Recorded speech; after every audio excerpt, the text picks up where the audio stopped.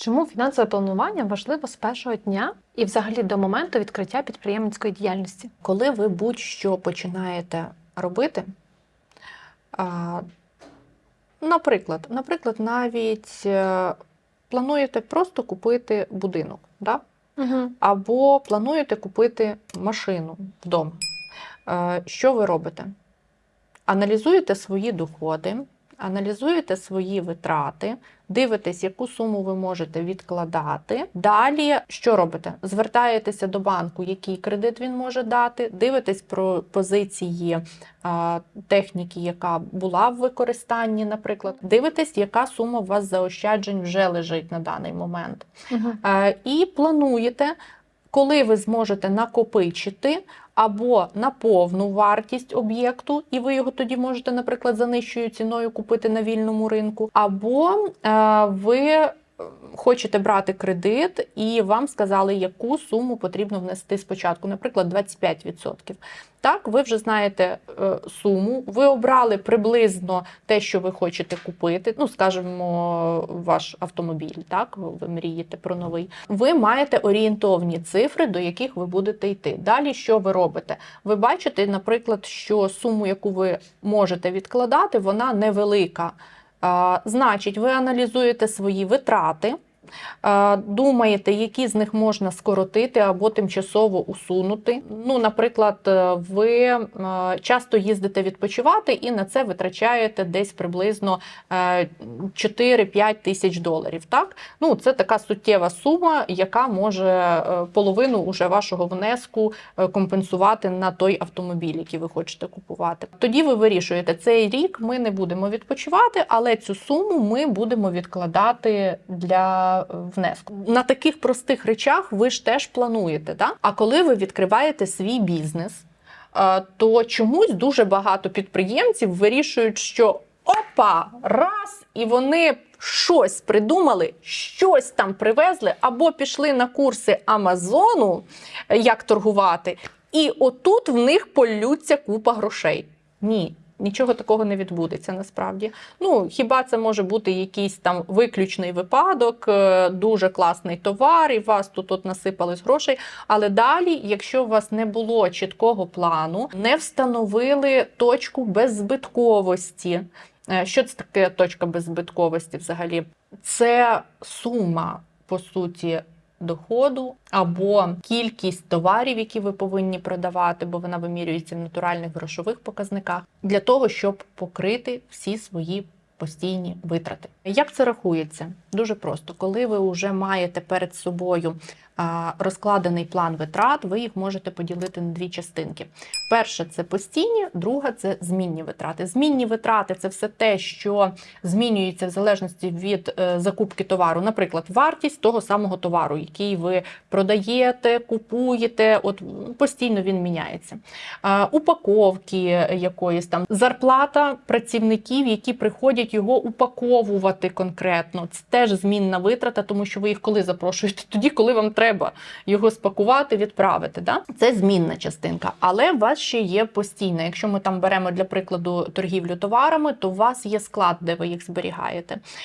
І за умовами договору, ну, ви точно не можете з'їхати там на другий день, коли у вас немає продажів. Да? Ви все рівно цю суму маєте якось окуповувати. У вас є витрати на якесь програмне забезпечення, на сайти, наприклад, через які ви здійснюєте торгівлю, або на інтернет-магазини, їх обслуговування, ви купуєте там домени, плагіни, т.д. т.п. Да? У вас є ще частина витрат на рекламу. Що це таке? Змінна чи постійна, як ви думаєте? Це буде змінна. Це змінна витрата, так, тому що більше витрат на маркетинг іде, більше продажів. Да? Тобто логічно, коли ми запускаємо рекламу, то ми продаємо і збільшуємо свої продажі. Відповідно, ви відсортували, побачили, що якщо я зупиню продаж товару, змінні витрати в мене зупиняться. Я не буду закупляти новий товар, я не буду закупляти нову рекламу, тобто я зупинюсь і все. А от постійні мені потрібно буде сплачувати. Тому ми з вами визначаємо від нашої ціни, віднімаємо всі змінні витрати, Визначаємо такий собі грязний прибуток. Постійні наші витрати ділимо на цей грязний прибуток, або багато хто каже маржу, яку ви там закладаєте, і отримуємо ту кількість товарів або ту суму товарів, яку ми можемо продати, повинні продати для того, щоб оплатити свій склад. Наприклад, склад, податки ми можемо туди закласти, там сайти, інші площадки, які ми використовуємо, від яких ми не можемо ніяк відмовитися. Визначили, а тоді далі дивитеся, ага, з кожного наступного продажу ви будете повну маржу заробляти.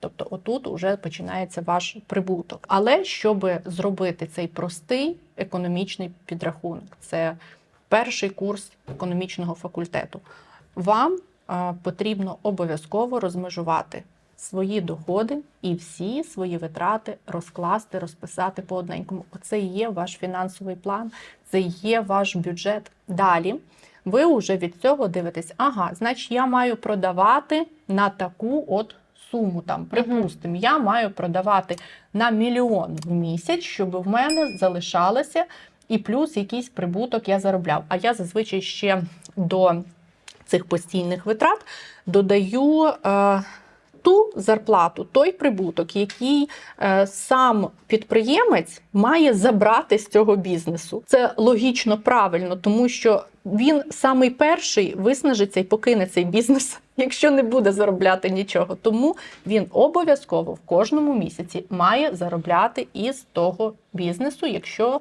він працює. Тому цю суму теж варто закласти до своїх постійних витрат. У мене дуже часто мої клієнти кажуть, а нащо її взагалі вираховувати? Я, наприклад, всі гроші, які є, в перші місяці вкладаю в рекламу для того, щоб збільшити свої продажі. Да, ви можете робити і так. І якщо ваш бізнес буде просуватися, якщо ви обрали для себе такий шлях, це окей. Тільки ви можете всі гроші вкладати в рекламу тоді, коли у вас лежить надійна фінансова подушка ззаду. І вам є за що їсти. Коли ви розпочинаєте стартап, то ви просто зобов'язані закласти свій прибуток. Чому?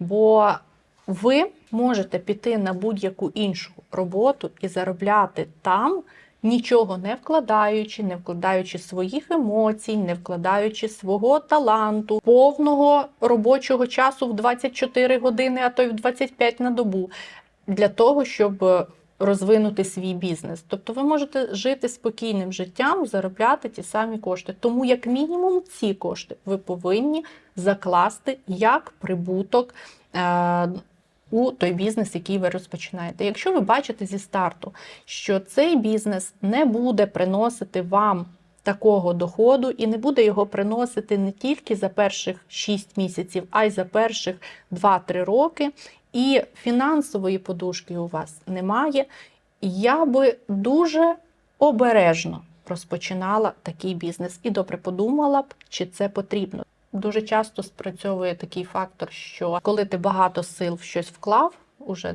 дуже важко потім звідти вийти, відмовитись. Тому фінансовий план і попередня оцінка бізнесу ще до того, коли ти почав реєструватися, ще до того, коли ти хоч якусь копійку витратив на юристів, бухгалтерів чи інших спеціалістів.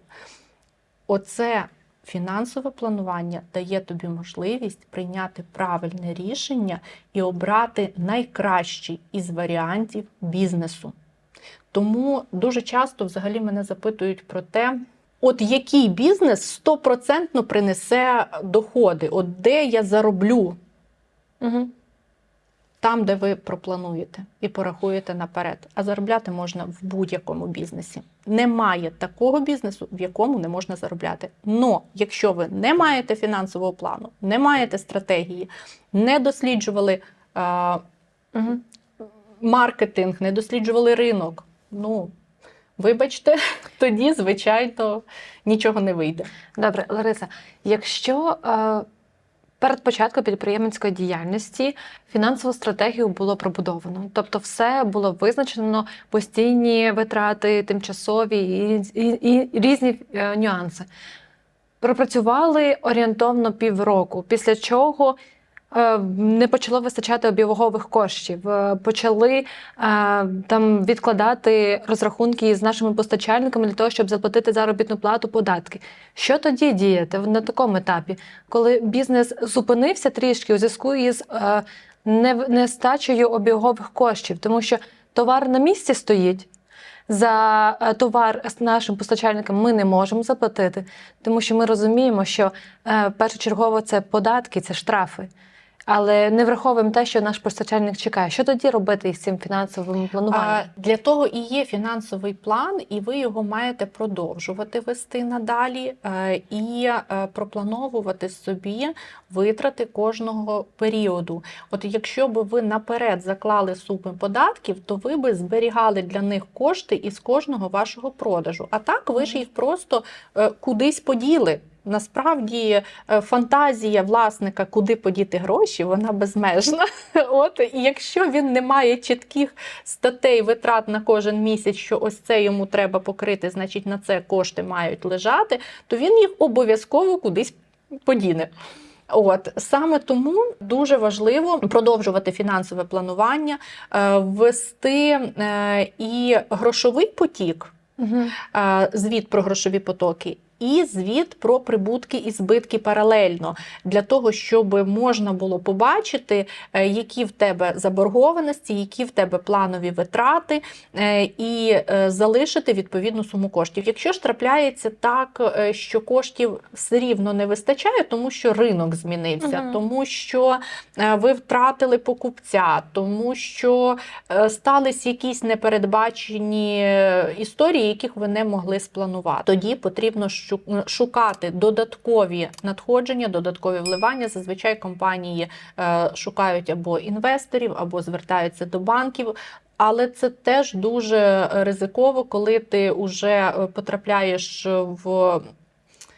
як боржник до когось, це додатковий тиск і на твій бізнес, і на ті рішення, які ти приймаєш, бо хочеться швидше ті борги віддати. Тобто це таке вже затягування. Хоча можна, можна і користуватись таким інструментом. Але, наприклад, щоб не втрапити в таку халепу, я завжди рекомендую формувати резерви. От коли ви заробляєте протягом періоду, ви повинні трошечки відкладати на різні історії. В нас в компанії ми відкладаємо на програмне забезпечення, оновлення і відкладаємо резерв збитків.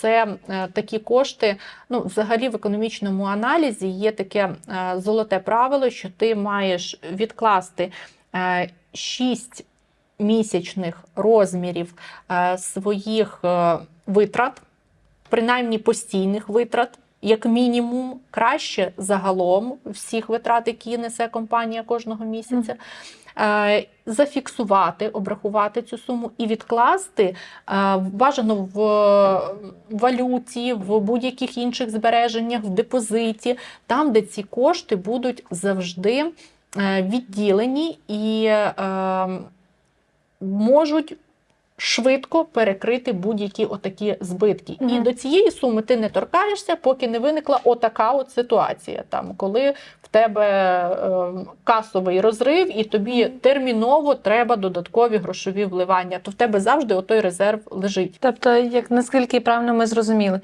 щоб не попасти в цю фінансову пастку, це потрібно моніторити щомісячно і зупинитися в певний період часу, коли ми розуміємо, що ринок не потребує більше наших послуг або більше нашого товару. Для того, щоб не загнати себе ще в більшу фінансову пастку.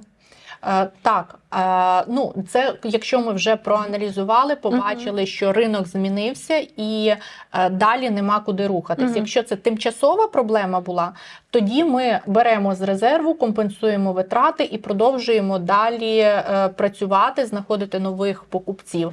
Але якщо ситуація на ринку змінилася зовсім кардинально, і ви бачите, що ваш продукт, він уже не користується попитом, то тоді потрібно вчасно зупинитись. Тому дійсно, фінансове планування – це не лише про початок вашого бізнесу, а це, можна сказати, постійна основа для того, щоб бізнес працював і розвивався саме для вас, для того, щоб отримувати певний дохід. Так. Тому звертайтеся за допомогою у фінансовому плануванні. Номер під відео. Так.